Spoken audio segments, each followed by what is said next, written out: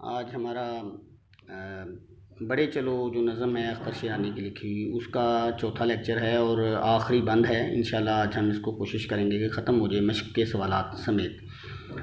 सिपाहियाना ज़िंदगी जो किस्मत सईद है, तो रस्म गह की मौत भी सिपाहियाना ईद है। जिया तो फ़ख्रे कौम है, मरा तो वो शहीद है, सरों से बांध कर कफन। बढ़े चलो दिलावराने तेग जन, बढ़े चलो बहादराने सफ शिकन, बढ़े चलो। आप देखिए कि वही बार बार बात हो रही है, सिपाहियाना ज़िंदगी। अब ये ख़ास तौर पे जो है ये अफवाज पाकिस्तान भी हो सकता है, फ़ौज भी हो सकती है, और वैसे आम एक इंसान को ज़िंदगी को सिपाही की ज़िंदगी से तशबीह दी गई है कि सिपाही क्या होता है।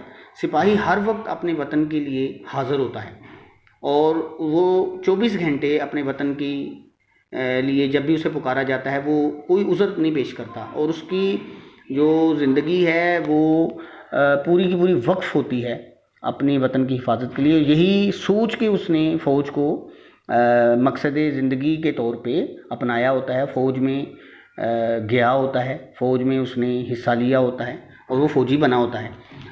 तो शायर अख्तर शिरानी नौजवानों को भी और ख़ास तौर पे फ़ौज के जो सिपाही हैं उनका हौसला बढ़ाते हैं। ये बड़ी खूबसूरत नज़म है, अगर इसे किसी ऐसी महफ़िल में या किसी ऐसे फंक्शन में पढ़ा जाए तो ये वाक़ईतन खून को गरमा देती है। तो कहता है अख्तर शिरानी, कहते हैं कि जो सिपाही की जो ज़िंदगी है ना वो बड़ी ही खूबसूरत है। किस्मत सईद है, किस्मत तो होती है किस्मत, और सईद कहते हैं सादत वाली, यानी अच्छी किस्मत, खुशकिस्मती है।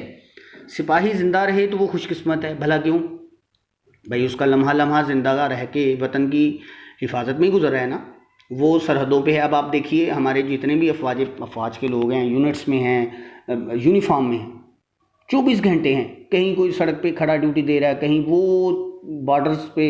मेरा एक स्टूडेंट है, ये पिछले दिनों मिलने आया, वो बता रहा था कि इतना मुश्किल है, और वो मतलब आप यूँ समझ लें कि सिपाही सरहद पे खड़ा है तो वो तो अपनी जान हथेली पे लिए खड़ा है ना। चाहे वो आज से 1400 साल पहले का आप देख लें सिपाही या किसी भी जगह पे, तो वो जब सरहद पे खड़ा है तो वो दुश्मन के तीरों, तलवारों, नेज़ों और स्नाइपर राइफल्स के डायरेक्ट वो निशाने पर है।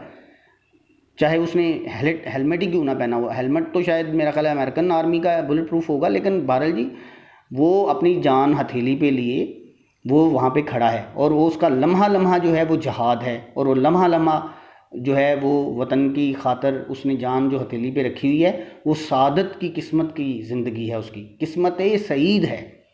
और वो जो है सिपाही वो ज़िंदा रह गया तो वो गाजी है, और जान चलेगी तो शहादत है। और कुरान मजीद में कहा उसे मुर्दा ना कहना, कभी उसे मौत ना कहना कि उसे मौत आ गई है। मौत तो ख़त्म हो जाता है, यानी इंसान मौत और तरह का जाना है, और शहादत जो है ये तो जनाब शान और शौकत के साथ इस दुनिया से जाना है। और शहादत जिसे मिलती है वो उसके तो लवाहिकीन फ़ख्र करते हैं कि हमारा ये जो कहना बहरहाल आसान है, लेकिन बहरहाल हम जज्बाती तौर पे तो ये कह सकते हैं ना कि एक सहारा तो मिलता है लोगों को कि अब हमारा ये जो शहीद आगे गया है ये हमारे लिए भी बायस शफ़ात और बायस बख्शिश होगा, और बड़े फ़ख्र की बात है। तो और कहा कि जो रज़मगाह की मौत है, मौत भी रज़मगाह, रज़म जंग को कहते हैं, और ये असल में लफ्ज़ रज़मगाह है, लेकिन यहाँ पे वज़न पूरा करने के लिए ना इसको रज़मगह कहा है। उसका भी यही मतलब है, गह का भी यही मतलब है, जगह। रज़मगाह का मतलब है जंग की जगह, मैदान जंग। तो रज़मगाह की मौत भी सिपाहियाना ईद है। शायर कहता है कि अगर सिपाही मैदान जंग में उसे मौत आ गई यानी शहादत आ गई तो वो तो दरअसल उसकी ईद है। ईद खुशी का दिन है, ठीक है, मुलाकात का दिन है ईद का। मुझे शायर एक मियाँ मोहम्मद बख्श पंजाबी के शायर हैं, उनका एक शेर याद आ गया। वो कहता है, लै यार हवाले रब दे, मेले नी 4 दिना दे, उस दिन ईद मुबारक होसी, जिस दिन फिर मिलांगे। यानी क़यामत के दिन हम दोबारा मिलेंगे, दुनिया की 4 दिन की ज़िंदगी से हम जा रहे हैं, अब जिस दिन मिलेंगे वो ईद मुबारक का दिन होगा, यानी गले मिलेंगे, मुलाकात का दिन होगा। तो मोमन की जो ज़िंदगी है ना, जब वो मरता है ना मोमन, तो दरअसल मोमन की ज़िंदगी जो है, मौत जो है, वो तो उसकी ईद का दिन होता है। क्यों? उसे अपने महबूब से मुलाकात की सादत मिलती है, और उसका महबूब कौन है? उसका खालिक, उसका मालिक, उसका अल्लाह। तो यहाँ ये मैं मुख्तलिफ उसकी तशरीहात कर रहा हूँ, समझा रहा हूँ आपको। शायर कह रहा है कि वो ज़िंदा रहे तब भी खुशकिस्मत, वो मैदान जंग में जान दे दे तब भी खुशकिस्मत, शहादत के दर्जे पे पहुँच जाएगा। जिया तो फ़ख्र कौम है, ज़िंदा रहे तो कौम उस पर फ़ख्र करती है, मरा तो वो शहीद है, अगर जान जो चली जाए तो वो शहीद है। अब देखिए जिनको निशान हैदर मिले हुए हैं और कईयों को नहीं भी मिले हुए, लेकिन दुनियावी मेडल्स तो उनके लिए माने ही कोई नहीं ना रखते। जो शहीद हो गया, जो अल्लाह की राह में चला गया। टीपू सुल्तान कहते हैं जब वो शहीद हुआ था ना, उसके हाथ में तलवार थी।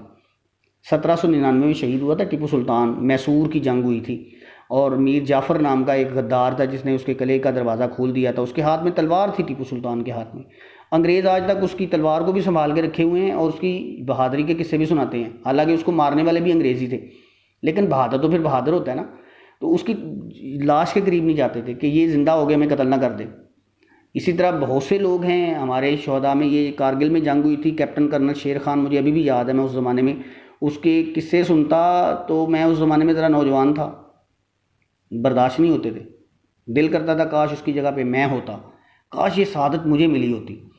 कहते हैं वो उस अकेले बंदे ने, ये तो हिंदुस्तान वाले तो फिल्मों में जंगों को जीतते हैं ना। जैसे अभी चीन ने हमला किया है तो वो कहते हैं कि अगली फिल्म में हमारा फ़लाँ एक्टर चीन को शिकस्त दे देगा। वो दे देगा बिल्कुल ही, फिल्मों में शिकस्त देना आसान है, लेकिन जो असल है ना बहादरी और जुर्रत के फसाने और किस्से, वो पाकिस्तान के जवानों ने लिखे हुए हैं। कर्नल शेर खान के बारे में कहते हैं, और उसके जब वो शहीद हुआ था ना, तो इंडियन आर्मी का जो उसके सामने अफसर था, जो भी जिस रैंक का भी था, मुझे रैंक नहीं याद उसका, शायद वो जनरल या कर्नल या ब्रिगेडियर लेवल का वो बंदा था। उसने बाकायदा एक चिट लिखी थी, उसकी जो बॉडी थी ना उसकी जेब में डाल दी थी उसने, कि इसको बेहतरीन, इसको एजाज़ से नवाजा जाए। इस अकेले बंदे ने, कहता है कि नाकाबिले यकीन हद तक इतनी गोलियां इसको लगी थी, लेकिन ये बंदा जुर्रत के साथ ज़िंदा रहा। तो क्या ही बात है। मैं अभी उसको, मैं शहदा का जिक्र करके ना, तो मैं मुझसे आगे बात नहीं हो सकती। मेरा अपना खून इतना जो है वो हिद्दत में आ जाता है और गरमा जाता है। तो शहीद ज़िंदा रहे तब भी फ़ख्र, और मर जाए तो तब भी फ़ख्र। शहीद की क्या बात है। मुझे याद आ गया, सलाहुद्दीन अयूबी मुझे याद आ गया। सलाहुद्दीन अयूबी शहीद नहीं हुआ था। मैं आज ही बात कहीं कर रहा था कि सलाहुद्दीन अयूबी ने तमाम यूरोपीय अफवाज को शिकस्त दी, और अपना उसका जो सबसे बड़ा मशहूर उसका एक था सलीबी जंगों में, क्रूसेड्स जो थे, वो था, आपको पता ही है, रिचर्ड दी लाइन हार्ट, रिचर्ड शेरदल का नाम था। वो बीमार हो गया, सलाहुद्दीन अयूबी ने अपने दुश्मन के लिए अपने डॉक्टर्स को भेजा था। आज तक यूरोप जो है सलाहुद्दीन अयूबी के ख़िलाफ़ जंग लड़ी हुई है। सलाहुद्दीन अयूबी उनका दुश्मन था, लेकिन सलाहुद्दीन अयूबी के ख़िलाफ़ एक जुमला नहीं लिख सके, और ना वो लिख सकते हैं, क्योंकि सलाहुद्दीन अयूबी में वो खूबियाँ थीं कि वो अपने दुश्मन का भी जो था ना, वो अखलाकियात नहीं छोड़ता था लड़ते हुए भी। तो बहरहाल मुझे वैसी बात याद आ गई। तो शहीद का जिक्र हो रहा था। सरों से बांध कर कफन बढ़े चलो बढ़े चलो। तुम अपने सरों से कफन बांध लो। इसका मतलब क्या है कि जब कोई बात हो तो अपने इनफरादी मफाद को ना देखो, इज्तमाई मफाद को देखो, वतन का मफाद देखो। बहुत से लोग हैं, ये हमारा एटम बम जो बना है ना 1974 में, हिंदुस्तान ने एटमी धमाका किया था। उस वक़्त पाकिस्तान में जुल्फ़िकार अली भुट्टो की हुकूमत थी, और ये जो हमारे डॉक्टर अब्दुल कदीर ख़ान है ना, ये हॉलैंड में किसी जगह पे ये थे। फ़िज़िक्स में एक होता है मेट्रोलॉजिस्ट, मैं अगर गलती नहीं खा रहा इस वक्त, शायद मेरा ख़्याल है ये वही थे। इन्होंने पे आगे तो जुल्फ़िकार अली भुट्टो से कहा कि मैं पाकिस्तान के लिए कुछ करना चाहता हूँ। ये वहाँ बड़ी ज़बरदस्त जॉब कर रहे थे। इन्होंने जनाब फिर वापस आके पाकिस्तान के लिए एटम बम बनाया, और जुल्फ़िकार अली भुट्टो का ये कारनामा है, उसने कहा था you are answerable only to me, मतलब कोई और दरमियान में नहीं है, तुमने जो तुम्हें चाहिए मुझसे डायरेक्ट तुम बात करोगे। हर तरह की जो माली जो है सहूलत, माली मदद और इक्विपमेंट और सिक्योरिटी और सीक्रेसी और जो कुछ भी है। फिर वो कोहटा में हमारी वो लेबॉर्ट्री बनाई, और डॉक्टर अब्दुल कदीर ख़ान का और जुल्फ़िकार अली भुट्टो का ये कारनामा देखे ना। अल्लाह ताला हर बंदे से कोई ना कोई काम ले लेता है, कोई ना कोई काम वो अपने बंदों से ले लेता है जब उसने लेना होता है। तो जुल्फ़िकार अली भुट्टो से ने मुल्क, कुछ लोग कहते हैं उसने मुल्क भी तोड़ दिया, और वो बना दी बांग्लादेश बनने का वो की वजह थी, वो उनका नुक्ता नज़र है। तो लेकिन उससे एटम बम बनवा लिया, और जो इसका डॉक्टर अब्दुल कदीर ख़ान को ये मौका दे दिया। तो सरों से बांध के कफन का मतलब ये भी है कि अपना मफाद ना देखो, कफन बांध लो। जैसे एक मुर्दा दुनिया से जलता जाता है और कफन पहन के चला जाता है और दुनिया की मालो दौलत को छोड़ जाता है, तुम भी वतन की खातर मालो दौलत को ठुकरा दो और वतन की खिदमत करो। फिर आगे वही दिलावराने तेग जन बढ़े चलो, इसकी तशरीह आपको मैं करवा चुका हूँ। अब हम इसकी मश्क की तरफ आते हैं। तो मश्क में सारा वही है। पहला सवाल लिखा हुआ है, वतन के नाम पे किन चीज़ों को कुर्बान करने की तलकीन की गई है। मरकज़ी ख्याल लिखिए। मरकज़ी ख्याल में ये है किन चीज़ों को, कि उसमें माल जान, अपना ज़ाती मफाद और उसमें हर तरह की कुर्बानी का जिक्र किया गया। पहले सवाल का जवाब है। दूसरे में मरकज़ी ख्याल ये है कि नौजवानों को और वतन के हर शख्स को वतन की खिदमत के लिए हम वक्त तैयार रहना चाहिए और किसी भी कुर्बानी से दरेग नहीं करना चाहिए। पहले बांध में किन मुश्किलात का जिक्र है, ये अब आप पढ़ते जाएँ, उसके जवाब लिखते जाएँ, क्योंकि तशरीह में ये सारी बातें आ चुकी हैं। तरक्की और तनज़्ज़ुली का इन्हिसार किन चीज़ों पे है। कफन बांधने से क्या मुराद है, ये मैंने अभी कहा, बताया आपको। कफन बांधने से मुराद है कि अपने मफादात को छोड़ दें, अपने हर तरह की मुश्किलात के लिए तैयार रहें। और कफन बांधने का मतलब ये होता है कि इंसान मौत के सफ़र पर निकल पड़ा है और उसे अब ज़िंदगी की कोई परवाह नहीं है। तो मंदरजा झैल का मफहूम लिखें। सारों के मैं मतलब बता चुका हूँ, इनमें से एक लफ्ज़ भी ऐसा नहीं है जिसका मतलब मैंने नहीं बताया। हमारे बच्चे ने जिसने इसके माने लिखे हुए हैं, माशाल्लाह बड़ा ज़बरदस्त लिखे हुए हैं, आप उससे भी महजूज़ हों। अगले सफ़े पे देखें, इराब लिखाना है। सफ़ शिकन मैं बोलूँगा तो सफ़ के ऊपर स्वाद पर ज़बर आ जाएगी, सफ़ पे फे पे वो जज़म आ जाती है, फिर शिकन है लफ्ज़। सफ़ शिकन मैं बोलता जाता हूँ ताकि तलफ़्ज़ आपको अदा करते हुए उसके इराब का पता चले, यानी ज़ेर ज़बर का पता चले। सफ़ शिकन, कफन, रज़म, दश्त, बहर, दलावर, इफ्तिखार और बहादुर। बहादुर कर लें, बेशक पेश लगा लें उसके ऊपर ज़ार जब। और नज़म के मुताबिक दुरुस्त जुमलों के सामने सही गलत का निशान लगाएं। इसको भी आपने उसी तरह देख लें। और आखिर में मुसद्दस तरजीह बंद की डेफिनेशन लाजमी आपने रटा लगाना है, याद करनी है कि मुसद्दस के हर बंद का तीसरा शेर अगर मिनोअन का मतलब है बिल्कुल वैसे ही जैसे लिखा हुआ है, उसे अगर दोहराया जाए तो उसे टेप का मिसरा कहते हैं। तो शायर कहता है कि उस जो दोहराया जाने वाला, ये नहीं है दिलावराने सफ़ शिकन बढ़े चलो बढ़े चलो, और उसके पीछे आप देख रहे हैं बहादुराने सफ़ शिकन बढ़े चलो, ये है टेप का मिसरा। तो ये इसको दोहराया जा रहा है तो ये टेप का मिसरा हो गया। और आगे लिखा हुआ है कि ऐसी मुसद्दस को मुसद्दस तरजीह बंद कहते हैं जिसमें टेप का मिसरा होता है। और नज़म बढ़े चलो भी मुसद्दस तरजीह बंद की मिसाल है। एक तो ये आ गया। वैसे मुसद्दस उस नज़म को कहते हैं जिसमें 6 मिसरे होते हैं।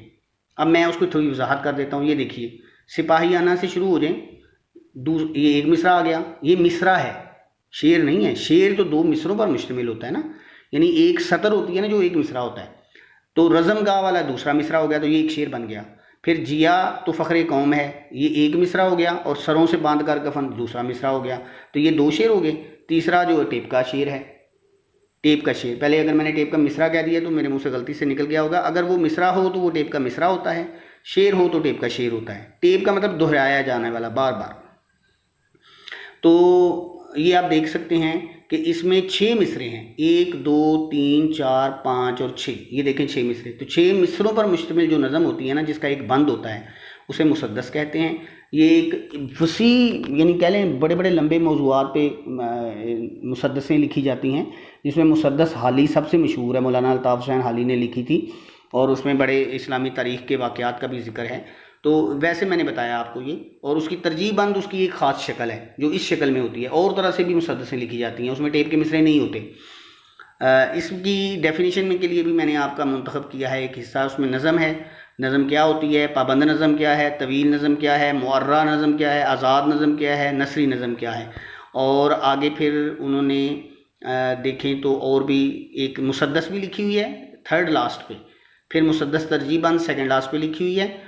और मुझे अब सही नज़र नहीं आ रहा, तो एक सानेट लिखी हुई है, सानेट। ये भी हमारे एक सिलेबस में आगे जाके एक नज़म आएगी, तो ये इसको भी पढ़िएगा। ये आपके पास भी ग्रामर्स में होगी, नहीं तो इस सफ़े को आप लिख भी सकते हैं। याद ना करें, उसमें ज़्यादातर आपको अगर याद करने के लिए है ना, तो एक तो नज़म की तारीफ़ याद कर लें, दूसरी पाबंद नज़म की कर लें, तीसरी आज़ाद नज़म की कर लें। पाबंद नज़म और नज़म ये तकरीबन एक ही तरह की होती हैं। और आज़ाद नज़म और नसरी नज़म इनमें भी आपस में थोड़ी मुमासलत पाई जाती है। इनमें रदीफ़ काफ़ी का इतना ख्याल और वज़न बहर का ख्याल इतना नहीं रखा जाता। और उसके बाद ये थोड़ी सी मुसद्दस कर लें, जहन में रख लें। ये आखिर में मेरा ख्याल है मुखम्मस लिखा हुआ है, थोड़ी सी तस्वीर कट रही है और बहुत बारीक है चूँकि, तो मुझे दिखाई इतना वाज़ेह नहीं दे रहा। ये शायद मुखम्मस लिखा हुआ है, हाँ बिल्कुल मुखम्मस ही है, मतलब 5 वाला है। तो सानेट भी याद कर लें थोड़ा सा, जितना आप याद कर सकें। तो आज का जो लेक्चर था हमारा वो इतना ही था। इंशाल्लाह इसके बाद ये हमारी दूसरी नज़म मुकम्मल हुई, इसके बाद जब अगला जो मौजू होगा उसके साथ हम अगले लेक्चर को शुरू करेंगे। अल्लाह हाफ़िज़।